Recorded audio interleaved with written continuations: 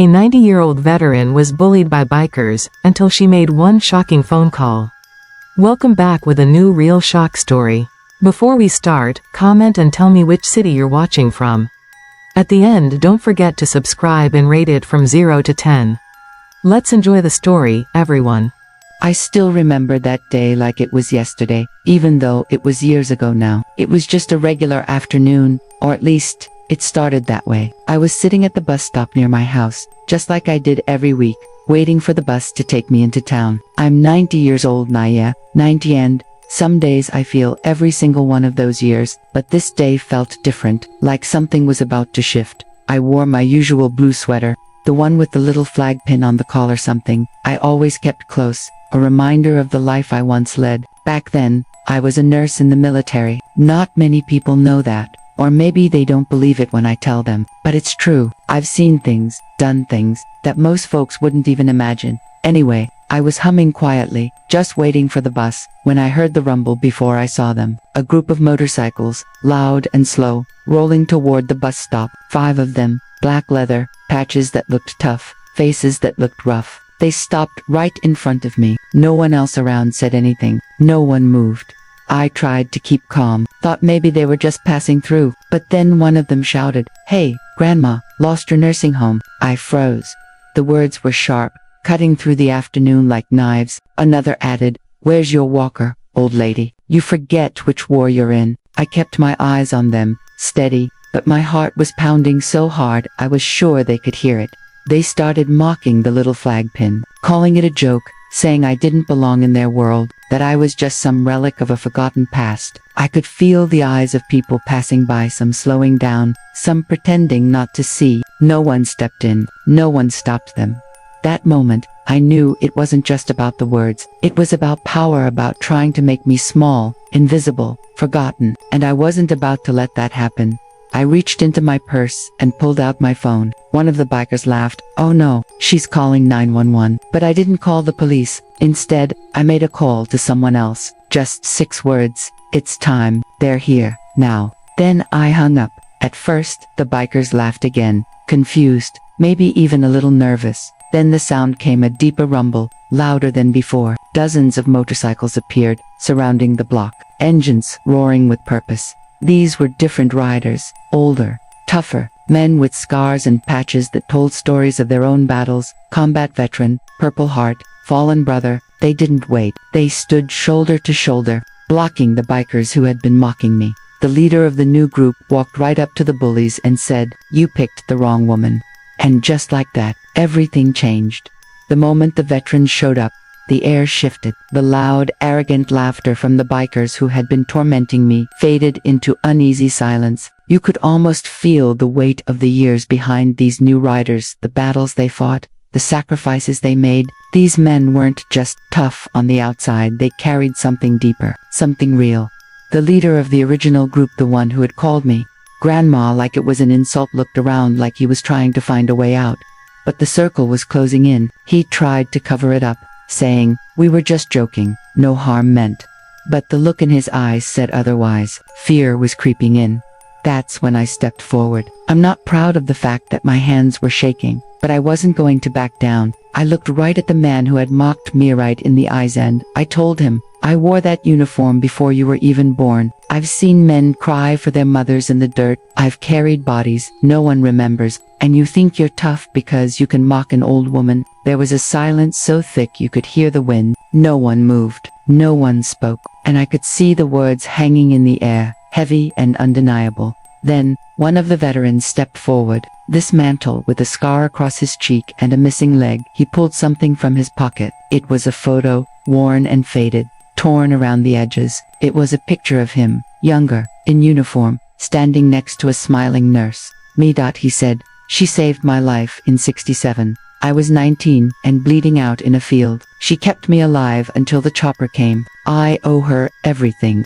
You could feel the crowd shift, the mood changing from confrontation to something more solemn. The bikers who had been mocking me looked down, ashamed. I could see the fear in their eyes, the realization that they'd made a terrible mistake. But the leader, he just stood there, frozen, like he couldn't believe what he was seeing.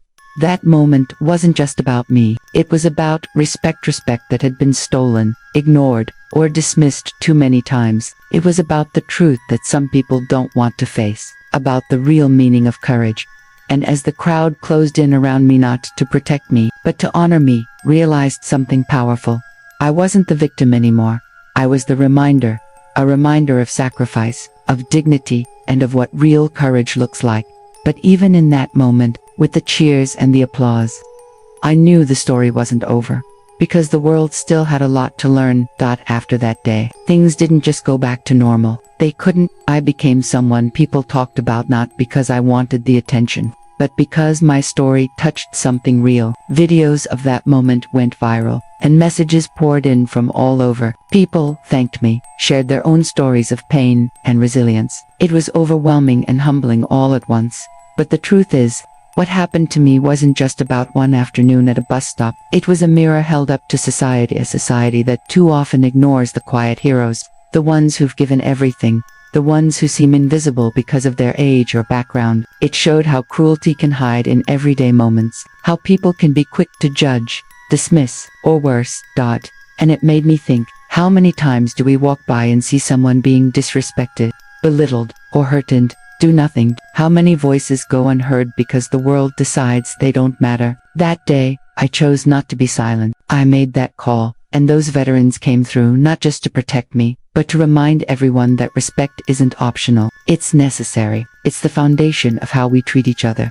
And if an old woman like me can stand up in the face of that kind of cruelty, then maybe there's hope for all of us. I don't tell this story for pity or praise. I tell it because we all have a choice every day to be the bystander or to be the voice, to look away or to stand up, to let injustice pass or to say, not this time. So, I ask you, the next time you see someone being disrespected, someone vulnerable, someone who's given so much, what will you do? Will you be silent, or will you be the one who changes everything? Because, in the end, it's not just about one woman at a bus stop. It's about all of us, and the world we want to live in. And that's a choice we all have to make. You know, it's funny how life works sometimes. I never thought a simple day waiting for the bus would turn into something so much bigger. But when you've lived as long as I have, you realize that every moment carries a weight you don't always see at first. Growing up, I was never the loudest voice in the room. I was the girl who watched quietly, who learned by listening, who held on to stories no one told aloud. When the war came, I felt like I had to step up, not because I wanted to be a hero, but because someone had to be there for those boys, those young men who didn't have a choice. I remember the nights in the field hospitals, the sounds of gunfire in the distance, the faces of soldiers I couldn't save. I was young, but I carried the pain like a shadow. Sometimes it felt like it would swallow me whole. But I kept going, because that's what you do when you love your country, when you love your brothers and sisters in arms. Fast forward decades later, here I was, sitting quietly on a bench, and suddenly everything from my past collided with the present. The bikers mocking me weren't just rude, they were trying to erase that history, that sacrifice. It made me angry, not just for me, but for every veteran who's ever been forgotten or dismissed. And that's why I made that call, not to get help for myself. No, I called for the ones who understood what it really meant, because sometimes, the loudest fight isn't on the battlefield, it's standing up to disrespect, to ignorance, to hatred, even when you feel small. That's why those bikers who came to my defense weren't just strangers, they were family. A family bound by scars and stories that no one outside could understand. And in that moment, surrounded by them, I felt something I hadn't felt in a long time. Hope. Hope that respect isn't just a word. Hope that courage isn't just for the young. Hope that even in a world that sometimes feels cruel and unfair, there are people willing to stand up for what's right. This story isn't just mine anymore. It belongs to every one of us who's ever felt powerless, overlooked, or afraid. And if it makes you stop even for a second and think about how you treat the people around you, then maybe it's done what it was meant to do. Because at the end of the day, respect is the one thing we can all give, and it costs nothing. So, the real question is, what will you do with it? You know, after all of that, the confrontation, the arrival of the veterans, the silence that followed, I kept thinking about what really matters, not just in that moment, but in life. When you get to my age, you realize the little things carry so much weight. A kind word, a helping hand, a moment of respect. They're the threads that hold everything together. That day at the bus stop wasn't just about bikers or a random act of cruelty. It was about something much bigger, how we treat each other when no one's watching, how we honor the stories that came before us, and how we choose to be brave even when it's hard. After the crowd dispersed, I walked home slowly. My legs were tired, but my heart felt lighter, because I knew I hadn't just stood up for myself. I'd stood up for all of us who've ever been pushed aside or forgotten. I thought about those veterans who came to my side, about the man who showed that photo, the one who owed me his life, and it hit me. Courage isn't just about guns and battles. It's about standing up for respect, even when it's uncomfortable. I shared the story with my family, who were proud but also worried. They asked me why I didn't just ignore it, why I didn't just let it go. But I couldn't, because if we let those moments pass, if we stay silent, then what kind of world are we leaving behind? Sometimes, I wonder how many stories like mine never get told, how many quiet heroes face disrespect every day, and don't have anyone to stand up for them. And that's why I'm telling you this now, because it matters, because change begins when we recognize the humanity in each other. If this story stays with you, if it makes you think twice the next time you see someone treated unfairly, then I'll know it wasn't just my story, it's ours. That's so. The next time you see injustice, ask yourself, will you walk away? Or will you be the voice that makes a difference? Because in the end, it's not about age, or status, or power. It's about heart.